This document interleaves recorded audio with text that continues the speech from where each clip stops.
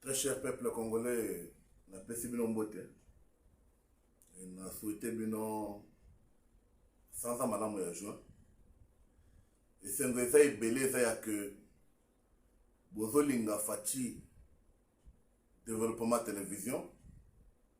La chaîne qui vous informe au moment réel, au moment opportun, à temps réel, des informations certifiées et des informations bien analysées.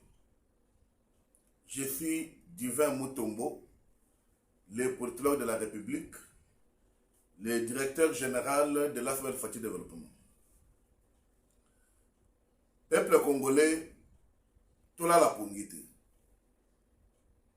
Toujours que tola la pongite.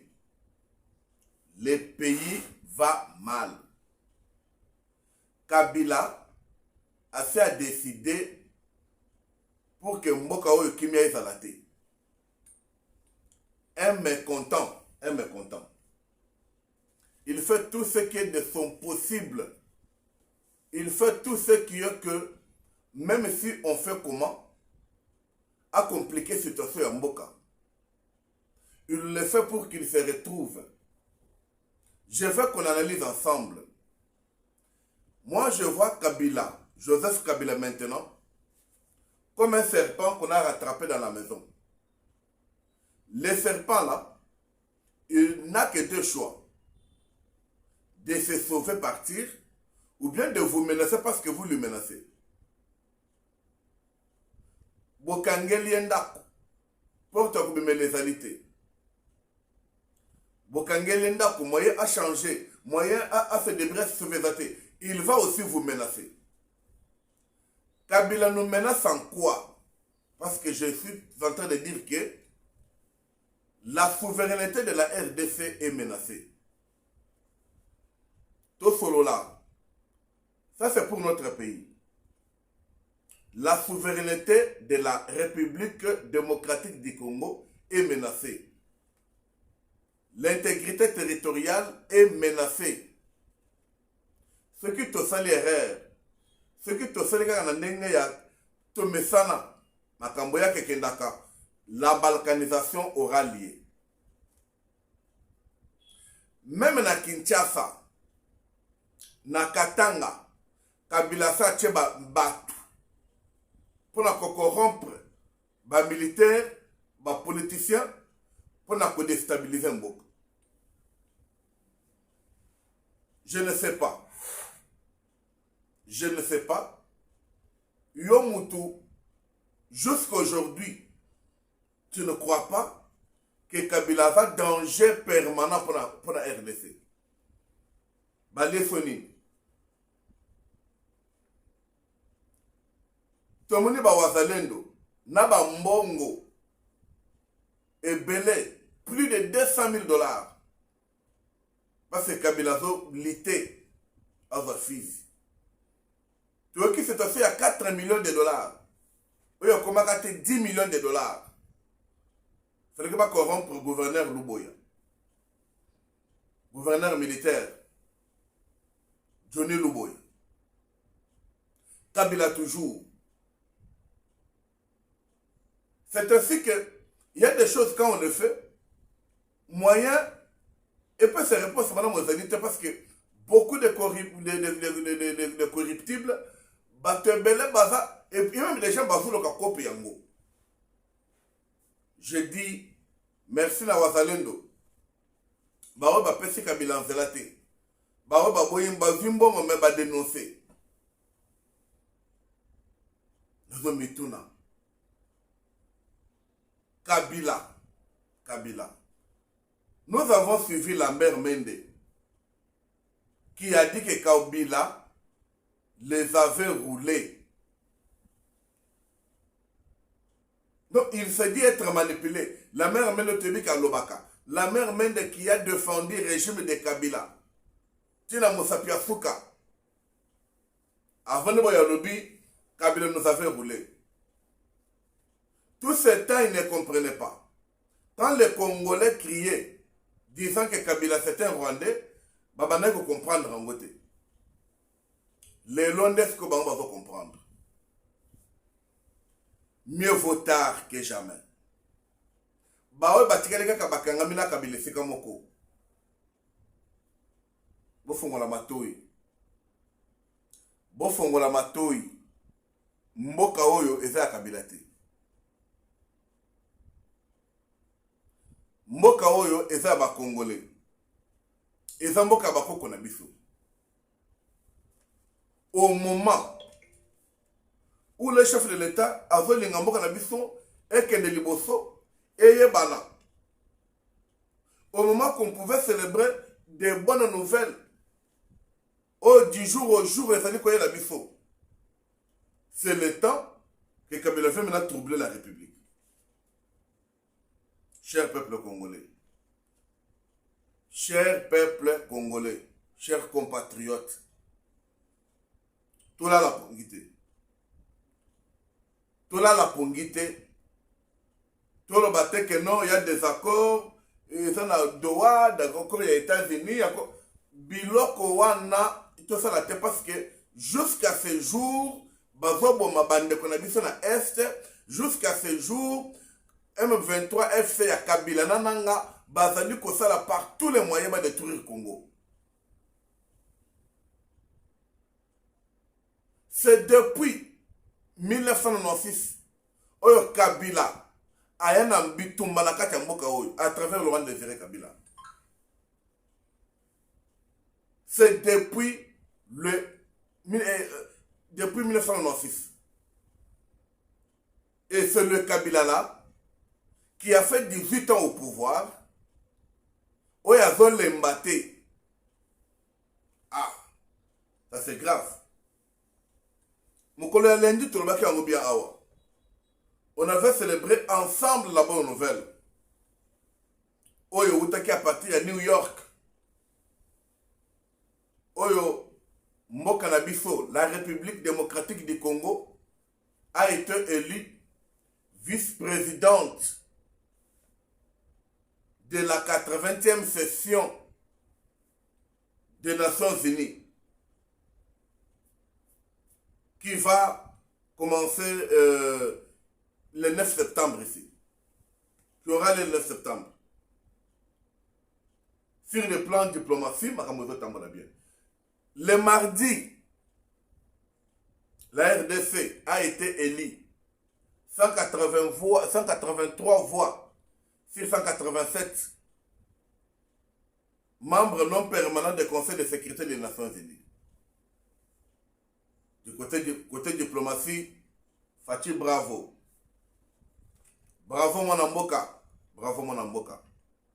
Parce que cette élection de la République démocratique du Congo comme vice-présidente à la session, à la 80e session des Nations Unies, c'est un retour significatif de la RDC sur le plan diplomatique, international aussi.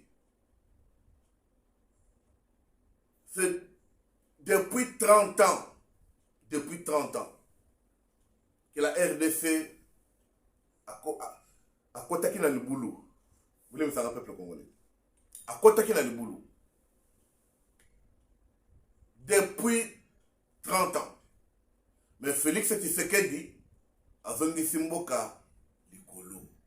Oye sengote. Na tuni. O sango mabe. O sango malamu. Lobby. Bapekisi. Makamotele kabila mutalo bango lisusu te. Na c'est ça.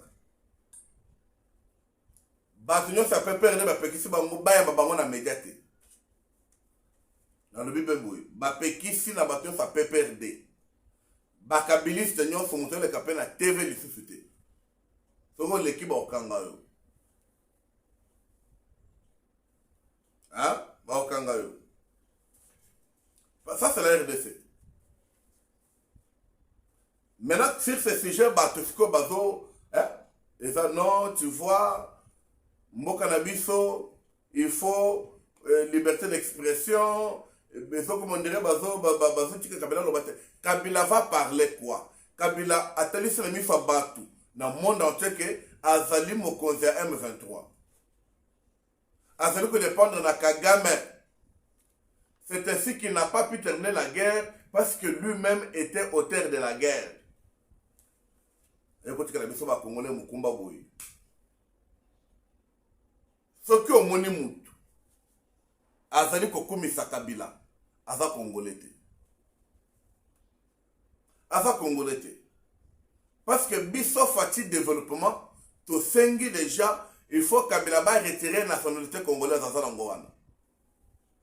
Comment tu peux accepter ya bandeko bakufa? Bandeko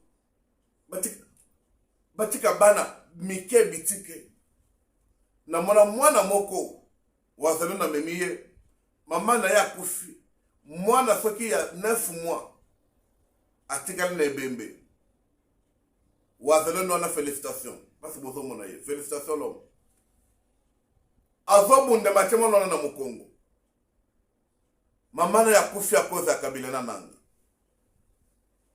C'est trop grave.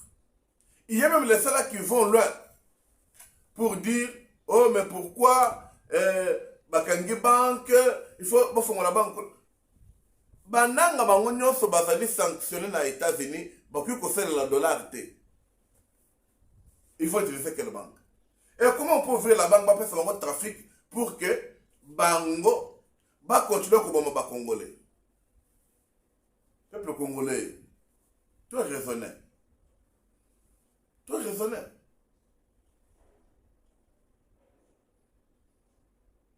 Président de la République a besoin de soutien à Congolais. Yango biso. Tu peux révéler le peuple congolais tout élément. Congo, ezali yaba congolais. Ezaba étranger te. Bana Kabila baza wapi. Moi c'est Kabila zali wapi. Ils font tout ça pour que quelqu'un va sans zéla nanine. Vous savez, na ba consultation Kabila zo sala yango. Les soi-disant consultations pour la cobalcaniser Mboka. C'est ça. Il est en train de promettre des minéraux, de promettre des misala, des ministères, azo kosabatu. Est-ce qu'il ne peut pas prendre autre décision, peuple congolais, de s'attaquer à Kabila? Il n'y a pas moyen de faire ça.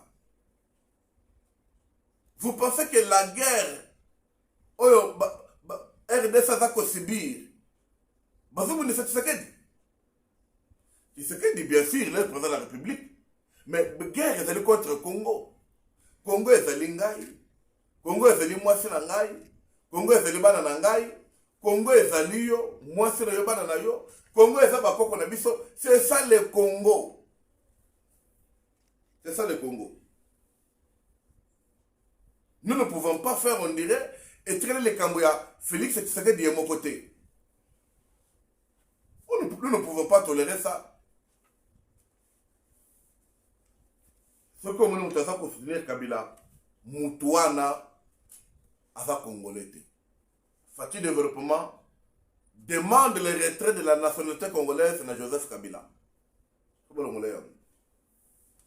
Ça, c'est Dylan Tomo qui parle.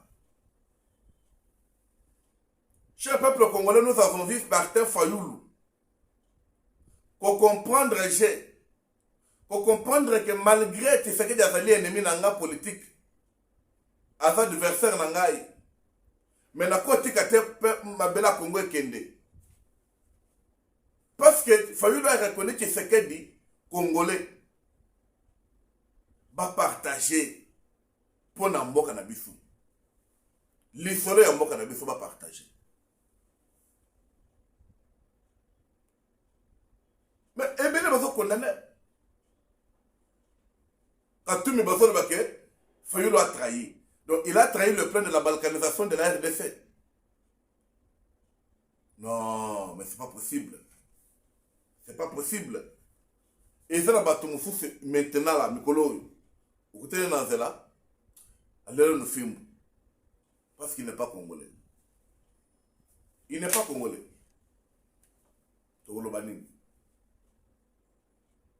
Peuple congolais, notre souveraineté est menacée. La corruption c'est que les gauche et droite. Fati développement basengi que na quoi nyon sozo tambola, ça là effort, ya kozala vigilant. Au moins nous voulons suspect. Au moins mutu moko azo tambola, il n'est pas assez bizarre. Au moins na quartier moko ba payabaye. Il faut dénoncer ça. Le gouverneur de la ville, Daniel Mbumba Lubaki, il était en réunion avec le bourgmestre, le chef quartier, le chef d'avenue. Il a leur parlé d'une histoire vraie.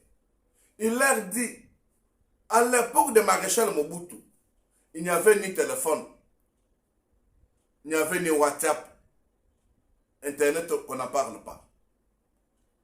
Mais la sécurité régnait à Kinshasa comment? C'est parce que le gouverneur veillait sur le bourgmestre sur le chef quartier sur le chef d'avenue. Mais nous sommes tous à Kinshasa. Le chef quartier est ici Basalaka. Le chef quartier Batikala Kaka, Baba Nakoteka Mapangu. Le chef quartier Batikala Kaka, Baba Nakoleba la commission, il y a Kopasula Mapangu, il y a Kokata Makambu. C'est tout. Mais pour la couvrir sur sécurité de la quartier d'Ayezate, vous allez voir un chef d'avenue incapable. Moko Batunaki, dans votre avenue, que toi tu es chef d'avenue, il y a combien de parcelles? Tijem, Aïbi à l'autre côté. Dans le but, Aïbi à l'autre côté. Mais chef d'avenue. 7 ans, c'est la même avenue. Des choses comme ça, comment des pays. Pourquoi nous ne pouvons pas chercher à soutenir les chefs de l'État? C'est ainsi que nous fatigues le développement de l'Obaké, dans le quartier de Van, bisika nyoso tozali, zala lisu, likolo ya lisu. La souveraineté de la RDC est menacée. Est menacée. La fois passée, nous avons parlé Makambouya, gouverneur militaire ya Ituri, Denis Luboya. Oyo azali ko démotiver dans la front. Oyo azali ko accuser. Oyo azali ko nakisa frustration. Maintenant Kolanda, porte-parole ya FARDC, Makamolobi. On le dit que s'il y a un militaire engagé il y a moins de 7 ans, ce militaire est considéré célibataire. Le nouveau recrue. Si vous voyez un général, il vous dit le célibataire, bon dimangoté. Alors, les Camerounais 20 votes, mon gouverneur militaire, Denis Luboya, on nous fait voir que par nos caméras, nos sources d'information, ils ne répondaient pas au système. Ils ne répondaient pas aux critères. Tout le monde est quels critères? Alors, chaque militaire, moi, c'est la base de données dans Bango. C'est numérique. De 2. N'ayons ce salement. Bana ba militaire bazala ka registre na basina ba. Mais yo za likango ya général. Obimio na za veuve. Bon le bien to boti bana 5 na ba critère wana ko simbate. Mais là moi je voulais qu'on fasse une analyse. Un militaire ba engagé ba passer 7 ans dans la célibataire. Donc armé ba marié ba kokotate. Et après cette affaire renouvelée, ce qu'on est à Balamois. Évitez ceux qui t'osent comprendre. Ne ba veuve va poser problème. Ba ba sala ki makele na Ituri, ne ba veuve oyo ba répondre na critère. Moi je voulais qu'on fasse une analyse humaine. Toutefois dans Soda, Azamwana naye, c'est question. Il y a récompenser même autrement. Et même avec la moitié de ce qui est vrai. Là, c'est mon point de vue. Donc, mais c'est le gouverneur de Luboya va voir le chef de l'État Bossolo là. Concéder tes papas. Au bout de 10 millions. Attends, ma pèse 50 millions de l'eau. Et ils ont comme qu'il est coûté là. Bako sayote. Koufa na bravo na yo. Bendele na yo simbi. Koufo sembele le bec non. Mboka na biso et zali nango bien. Et puis te reconnaître bâtiment na mo bazana ta chambo. Ça c'est mon point de vue. Fati développement télévision. Mais comment au principe société il y a Constant Mutamba tant que quelqu'un n'a parqué. J'avais bien dit et souligné que Constant Mutamba a accueilli pour yokaye l'audition.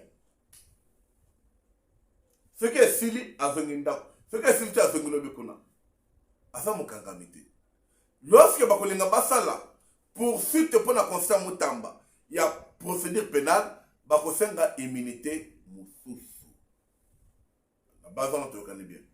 Donc Mutamba qui a sololi, a zangi parler. Et je vous dis que déjà que non, basi ba peki ce qui bango makelele.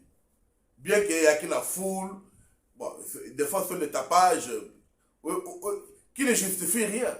Ne justifie rien. Immunité, il y a Nicolas Kazadji, commissaire Sejaki, le lot. Lobby, tu vois les binons. Mais je vous dis ce qui est vrai, immunité n'est pas Kolongola. Peuple congolais, tout l'ingambo cannabis. Soko linga RDC, linga Fati. Soko linga Fati, linga RDC. Où est Zambo cannabis au moko? Zamba bato la mboka cannabis. Zamba buni la mboka cannabis bitumba. Bangona et Simba te bangona ba échoué. Cher peuple congolais, la vie appartient aux courageux. Martin Fayoulou, Yewana, Afongami.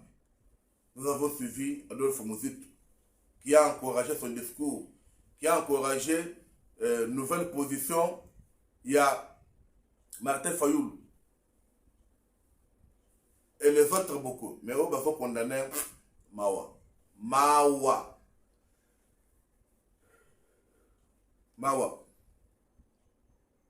Peuple congolais, eux la chaîne Nabino, faut-il vraiment télévision.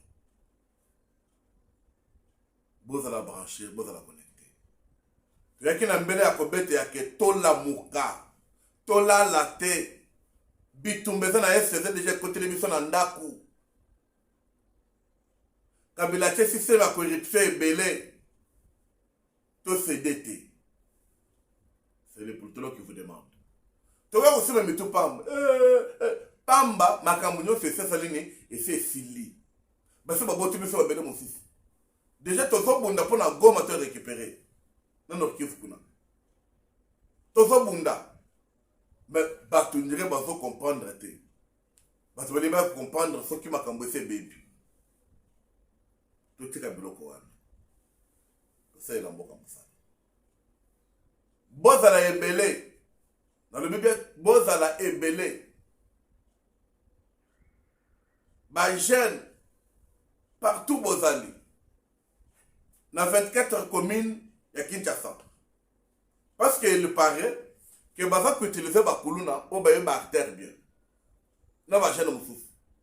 Parce qu'ils ont l'argent. Ils ont l'argent et bazo corrompre.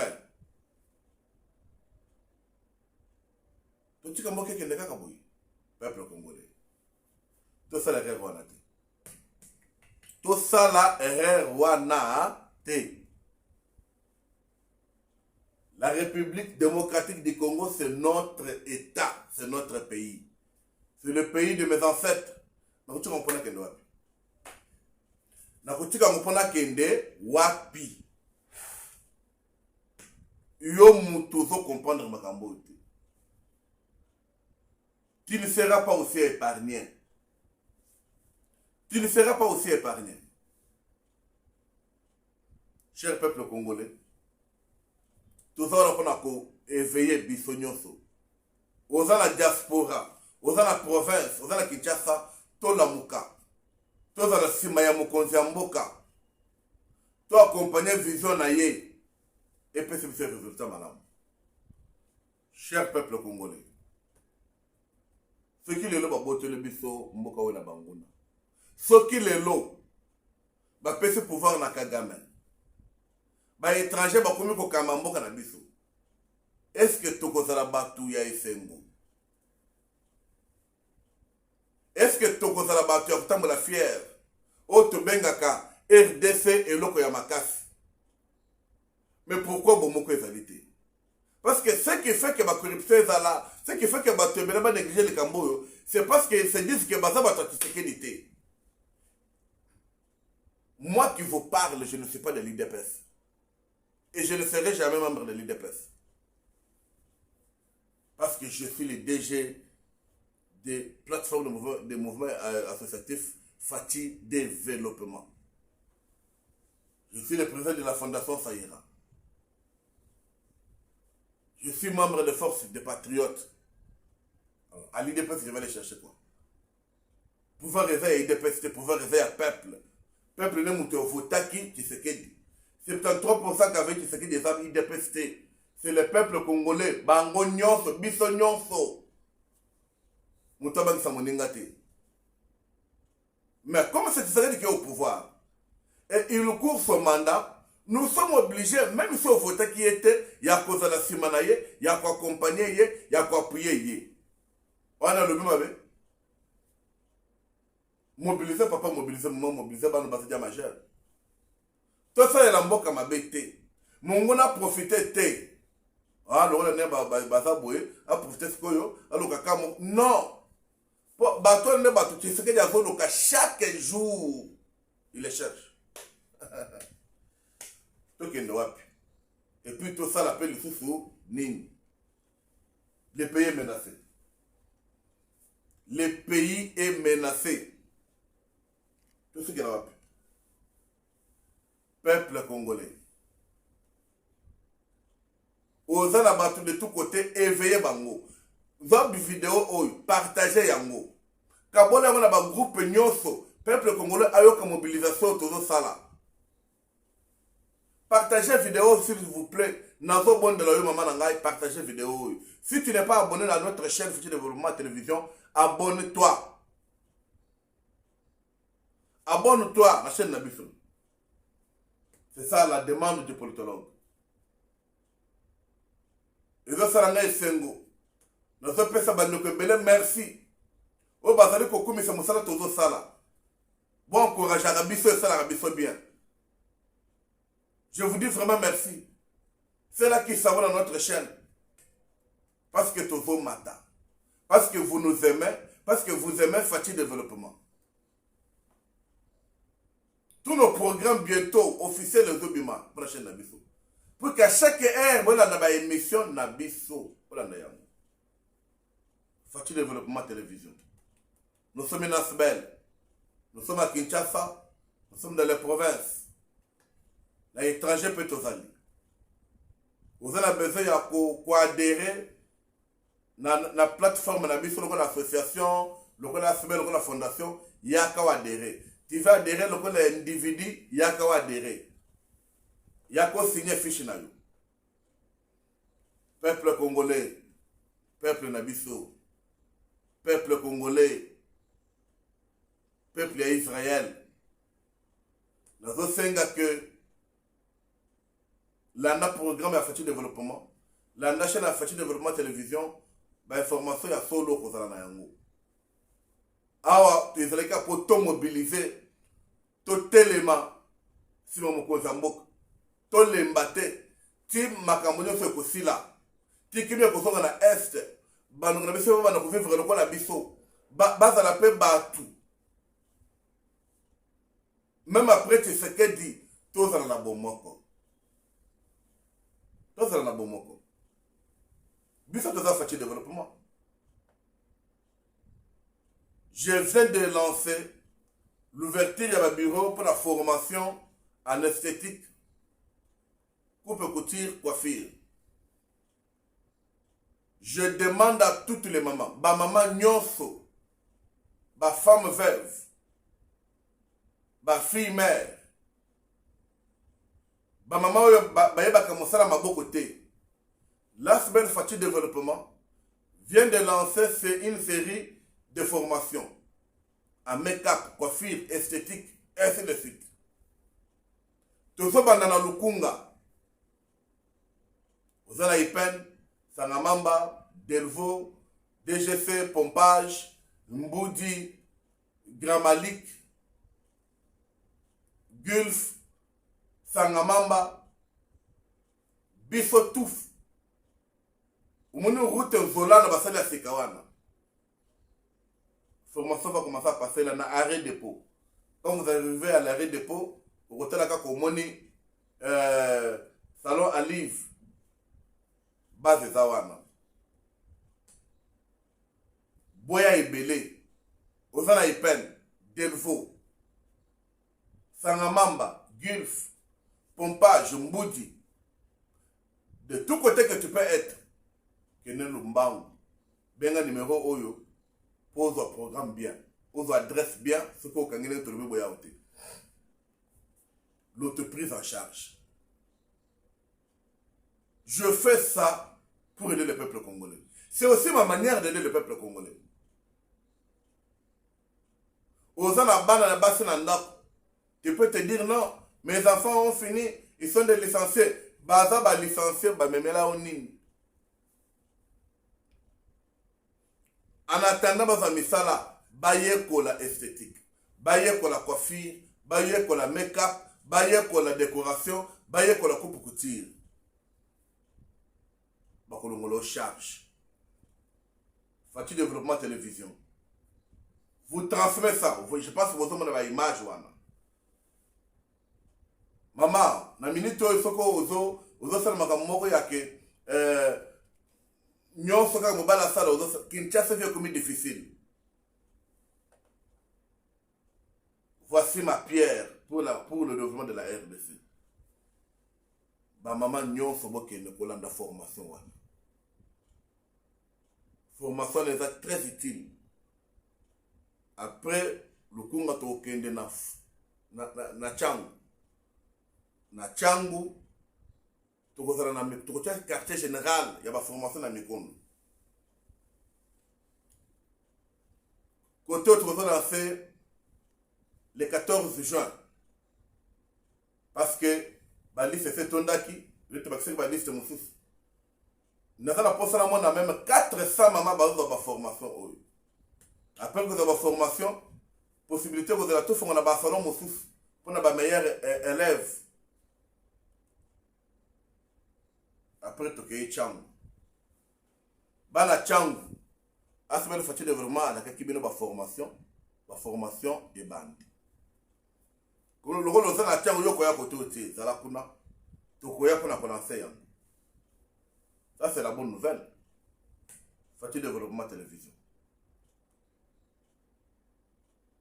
Mboka na biso lingi kimia, mboka na biso lingi to lingana to zala na bomoko. Ce qui combat tu serais des personnes à Kanda, je te demande, papa, tu as un kanda mo panzi to sauver mboka. Tu as un kanda mo panzi to longa bitumba ya munguna. C'est ça mon message que moi je vous amène ce soir. Je suis très ravi. Portez-vous bien et soyez bénis. Ciao. Partagez.